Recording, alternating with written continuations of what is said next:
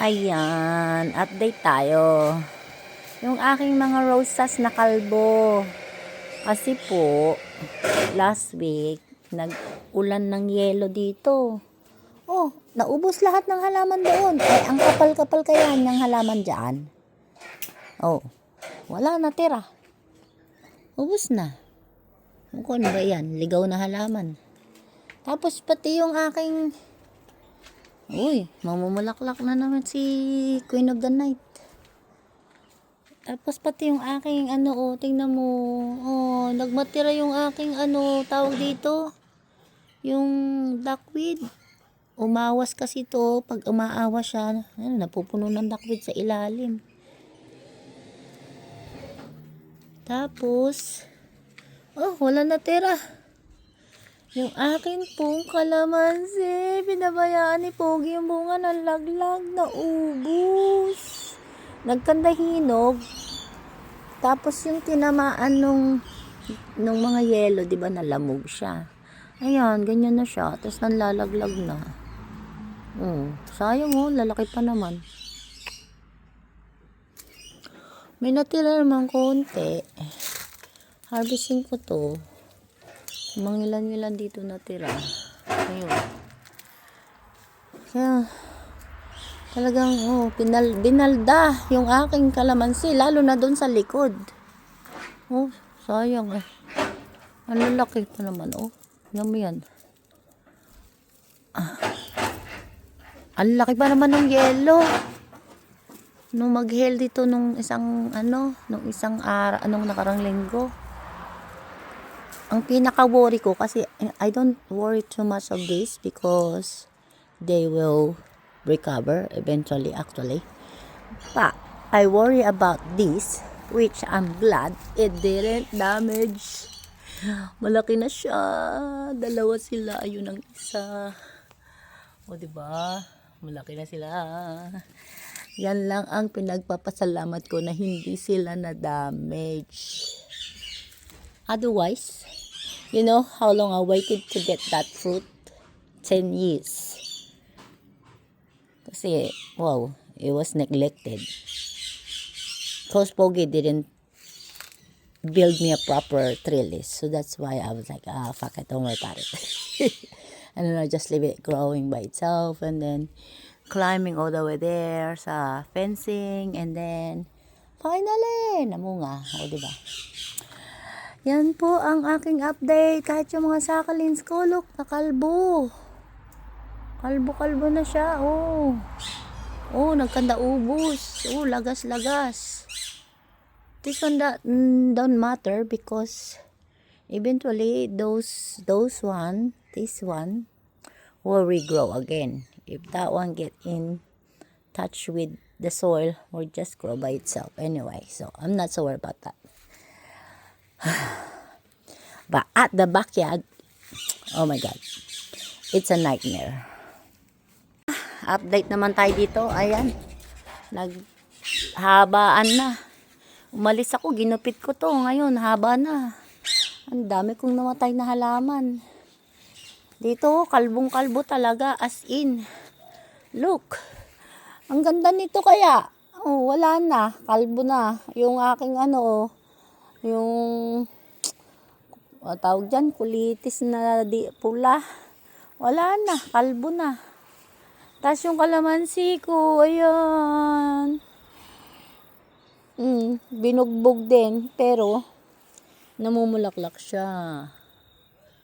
Yun.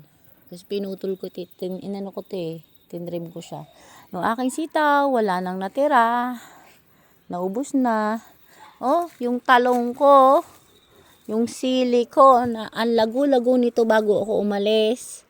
Walang natira. Ayan, nasunog din. Nasunog na. Wala natira ng aking tanim. Yan.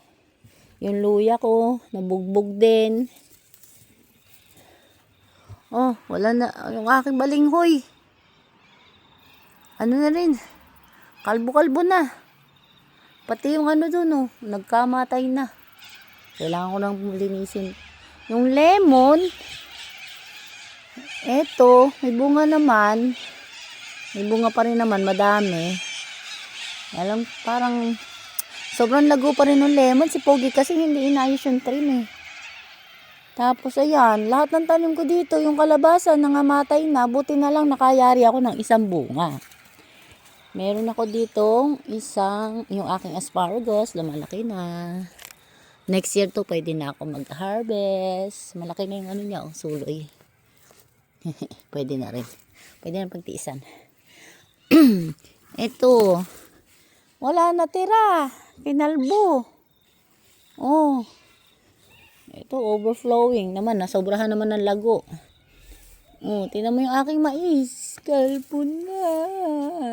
Yak ako. Yung binugbog ang aking taniman.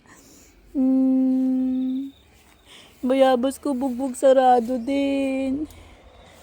Lalo na yung aking kalamismis. Ano ba to? Alusiman. Yung mga kamote ko naubusan ng dahon. Tapos yung bunga ng munggo ko. Ala, isa natira. Nagkandalaglag. Oh, ay, paano na? May laman na kaya to? Parang alanganin man. Tapos, tinan nyo naman yung sayote ko. Kahit di naman siya masipag mamungay, napapakinabangan ko naman ng talbos niyan. Talbos pa lang yan, ulam na. Tapos yung kamote dito, oh, ayan, oh. Tapos yung aking mga gabi, ay, welcome sa gabi ko. Sira-sira na din.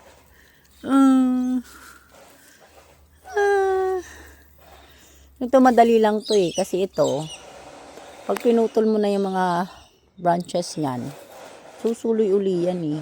Walang problema dyan. Yung aking bawang, ayan, tumubo naman siya.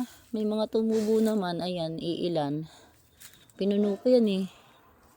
Tapos yung aking punlang sibuyas, hindi ko alam anong nangyari. Nung umalis ako, nakita ko to, may mga ano na, sumibol na ng mga sibuyas. Eh ngayon hindi ko na makita ang sibuyas. Wala tuloy akong pang transplant. Wala ni isa.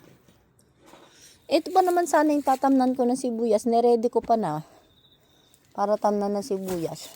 Dito yung isang kalabasa talagang wala, namatay na dahil nga ikaw ba naman yung tadta rin ng yellow. Ang lalaki pa. Ganyang kalalaki yung hawak-hawak ni Pogi. Makikita nyo. Ayan, oh. Wala man lang, hindi man lang nakabunga. Ay, tinadtad. Ay, Diyos ko po.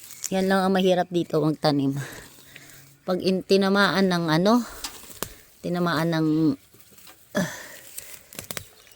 hail yung mga taniman mo, ay wala kang ligtas. Oh, yung aking ano, dulaw. Ito walang problema. Pag pinutol mo yan, lalago uli yan. Kailangan ko lang talaga i-repair uli itong aking taniman para makarecover. At the moment, bugbog sarado talaga siya. Gosh. Anyway, ang glad yung kalamansi. Sige naman ang bulaklak niya. Tinrim ko kasi ito nung bago ako umalis. Yan, ang dami niya naging bulaklak. Oh. Maliliit pa yung iba. Na ano, parang na sa ano naman, magtuloy siya kasi naano siya ng nabugbog ng yelo. Ang dami niyang ano, bulaklak. Oh. Mayari dito. Oh. Ayos. Ay, yung aking ano, blueberry. May ilang bunga. Walang hinog. Well, I have to remake my garden. Wala na. Paano pa tayo makakasurvive ngayong walang gasolina? Hindi kumain ng damo. Sige po, that's all for today. Update ko kayo pag ako ay nakapag-renovate ng aking garden. Ang garden ko na magulo na.